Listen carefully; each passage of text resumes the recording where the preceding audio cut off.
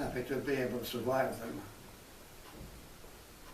Is there like any little events you remember? Like I think you told me once you had like a bomb explode on the. Oh, yes. I had a couple of incidents that wrecked the airplane.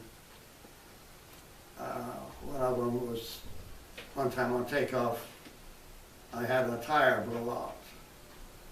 And I wasn't able to keep the airplane in the runway because it pulled the airplane off the airstrip, off to the side, because of the flat tire.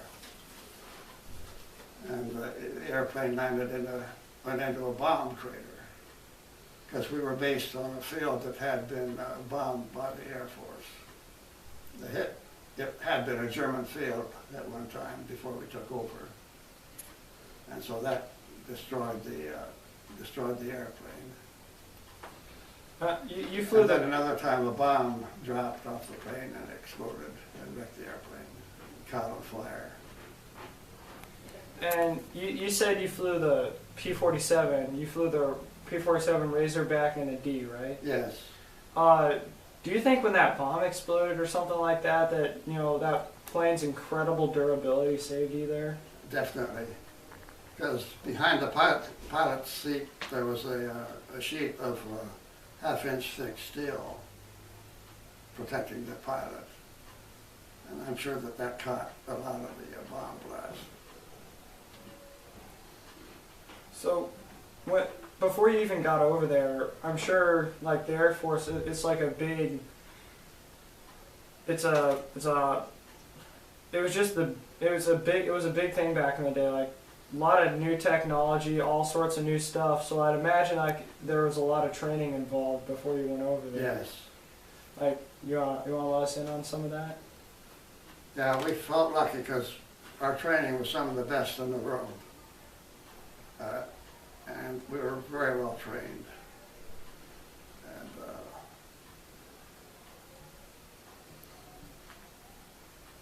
I don't know what to say more than that. We had all kinds of training. In fact, this was one thing later on, later in the war, the German Air Force, due to our bombing, it destroyed a lot of their fuel supplies. So their training got quite limited later in the war. So some of their pilots weren't too well trained at the end, and you could tell the difference. So, like later, didn't the Germans come out with the Me-262 jet fighter? Yes, they were far advanced in some respects, ahead of us in several ways. They came out with rockets, the intercontinental missiles, the V-2 and the V-1, and so they were scientifically and technically they were ahead in some ways. But fortunately for us, Hitler had to put a lot of that on the back burner and put priorities other places. So they didn't come out in time to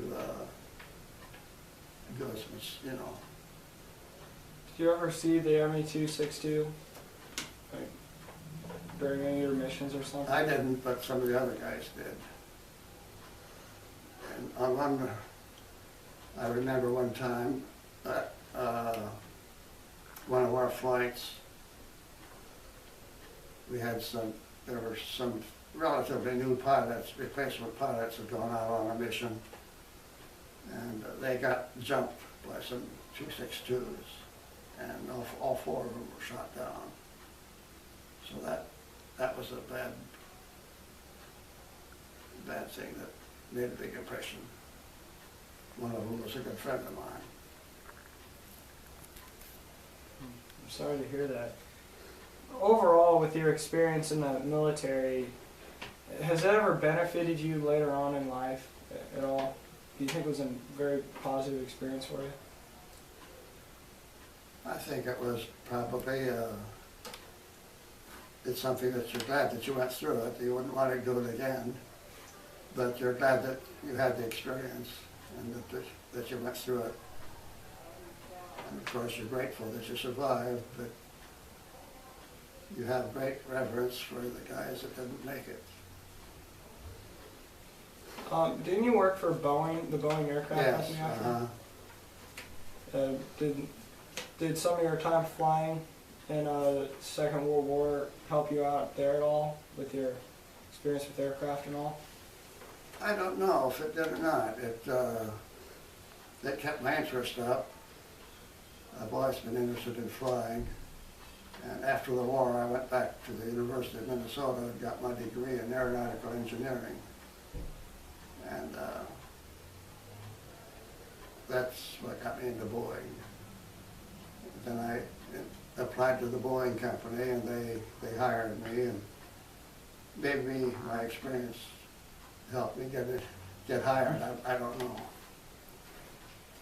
But I managed to retire from Boeing, and so I had my career in aviation.